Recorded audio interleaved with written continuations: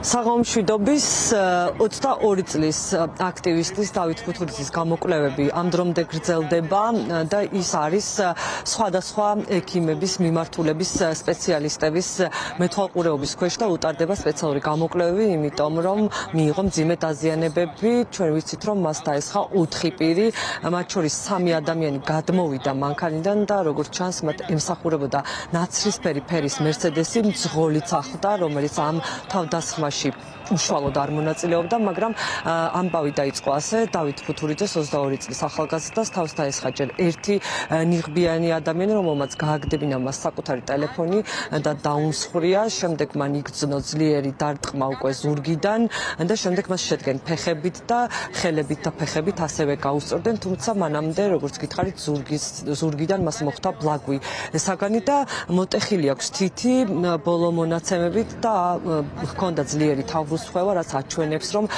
თუ არა უფრო ძლიერი დაზიანებები და შედეგები ნამდვილად ალბათ აქვს ტვინის შერყევა. ჩემთან ერთად არის მისი დედა ლიკა ჯიშკარიანი, რომელთანაც მე კითხვებით გადავალ. ქალბატონ ლიკა, თქვენ ნახეთ თუ არა უკვე ბატონი დავითი და როგორ გრძნობს თქვენი შვილი თავს, რა გითხრეს ექიმებმა ამ დროის მონაცემებით და როგორ განვითარდა მოვლენები მათ შორის?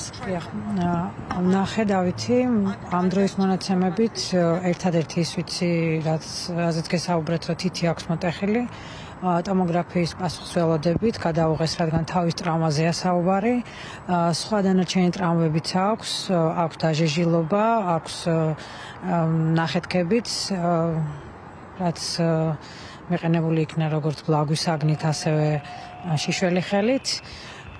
ამჟამად ველოდებით კვლევების პასუხებს. ქალბატონ ლიკა, რას ფიქრობთ, რატომ ამოიღო მიზანში ეგრეთ წოდებულმა ტიტუშკებმა, მოძალადეებმა ქუჩაში ამ უწყვეტი პროტესტის ფონზე თქვენი 22 წლის შვილი და რასთან გვაქვს საქმე, იმიტომ რომ ჩვენ ვიცით, რომ ეს არ არის პირველი შემთხვევა, როცა მასთან ცდილობენ რაღაცნაირად კომუნიკაციას და იმის იძულებას შეწყვიტოს პროტესტი. დავითი აქტიურადაა ჩართული აქციების პირველივე დღიდან, აქტიური აქტივისტია. არ გამოირჩევა აგრესიით და ძალადობით, მაგრამ მაინც და რადგან ვერ ცადეს, მაგრამ არ გამოუვიდათ სამართლებრივად დავითის დაკავება, ასე რომ ვთქვათ, მიმართეს ამ მეთოდს. გაუსწორდნენ ფიზიკურად. შეგიძლიათ უამბოთ მაყურებელს, აი 30 იანვრის ინციდენტი, როცა ის პრინციპში საკუთარი სახლის ეზოდან გაიტაცეს ეგრეთ წოდებულმა პოლიციელებმა.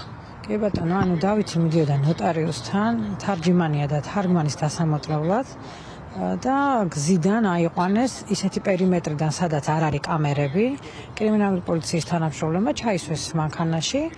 რადგან კანონმორჩილი მოქალაქეა და არაფერი არ დაუშავებია, უპრობლემოდ დაემორჩილა და ჩაუჯდა. არ მისცეს კომუნიკაციის საშუალება არც ადვოკატთან, არც ოჯახთან და 6 საათის განმავლობაში ვეძებდით დავითს და სანამ ძალიან არ შევაწუხეთ თითქმის ყველა განყოფილებაში, იქამდე ფიზიკურად ვერ ვიპოვეთ. რა უნდათ უთხრეს, რასთან იქონდათ საქმე, რატო ედავებოდნენ? კი, ედავებოდნენ მეტროს რამდენიმე მეტროსადგურში კედლებზე რაღაც წარწერების გაკეთებას, რომელსაც ფიზიკურად ვერ გააკეთებდა, იმიტომ რომ იმ დროს მეგობრებთან ერთად იყვნენ ჩვენთან სახლში და თამაშობდნენ, რამდენიმე ბიჭი იყო ჩვენთან და ვიდეო კადრებიც არსებობს ამისი, რა თამაშობენ და ასევე გაგზავნილი აქვს, მიუხედავად იმისა, რომ ის ტელეფონი ჩამოართვეს, რომელშიც ეს კადრები იყო და აღარ უბრუნებს პოლიცია კადრებს ამ ტელეფონს უკან.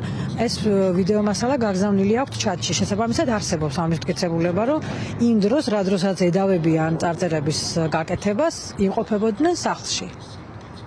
ბოლოს დაიწყო თუ არა გამოძიება, ცხადია ალბათ მიმართეთ არა მხოლოდ სასწრაფო დახმარების თქვათ ეკიპაჟს, არამედ საპატრულო პოლიციაშიც ალბათ განაცხადი გაკეთდა ხო ამ თავდასხმაზე, ამიტომ გეკითხებით. რა თქმა უნდა, დავრეკე 112-ზე თავიდანვე მოითხოვე როგორც სასწრაფო დახმარება, ასევე საპატრულო ეკიპაჟი, მოვიდნენ ადგილზე, ასევე მოვიდნენ კრიმინალური პოლიციის თანამშრომლები ადგილზე. აქ თუ იყვნენ გამომძიებლები? აქ ერთი გამომძიებელი მასწავლებელი იყო მოსული.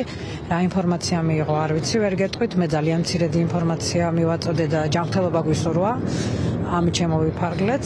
სხვა ადგილზე, შემთხვევის ადგილზე, ექსპერტ კრიმინალისტებს არ გადაუღიათ შემთხვევის ადგილი, არ ამოუღიათ მტკიცებულებები სისხლიანი ჯემპრის სახით. საქმე აღძრულია თუ არა, ამ დრომდე არ ვიცი, იმიტომ რომ არ დამკავშირებია არავინ. დავითს ვერ დაუკავშირდებიან, რადგან მის ტელეფონი დაზიანებულია, მაგრამ აქვთ ჩემი საკონტაქტო ნომერი და წესით უნდა დამკავშირებოდნენ უკვე.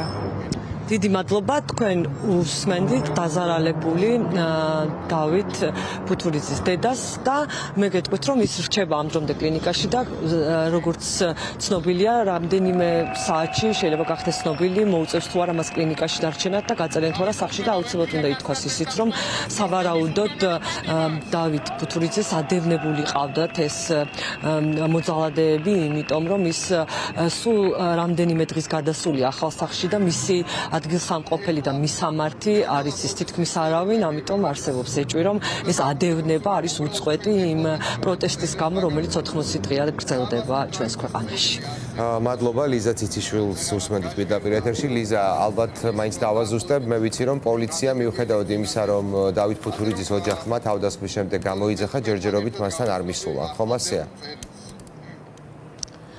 არა, ერთი გამომძებელი იყო, აი თავად ლიკა ჯიშკარიანის დავითის დედა საუბრობდა, რომ ძალიან მოკლედ უბრალოდ ჯანმრთელობა გვისურვესო და მოკლედ რამდენიმე კითხვა ჰქონდათ შესაძლოა დაზარალებულთან, მაგრამ ესეთი აქტიური საგამოძიებო თქვათ აქ რაღაც პროცესი ამ წუთას აქ არ მიმდინარეობს. ნამდვილად ვიცით ის, რომ ამ პროტესტს 80 დღის პროტესტს და დავით ფუთურიძის ამ პროტესტს, რომლის მონაწილეც არის ის, ემსხვერპლა უკვე ორი ტელეფონი, ერთი ტელეფონი წაიღო პოლიციამ და აღარ აბრუნებს და მეორე დაუსხვრია თავდამსხმელმა, ეს ვიცი ზუსტად.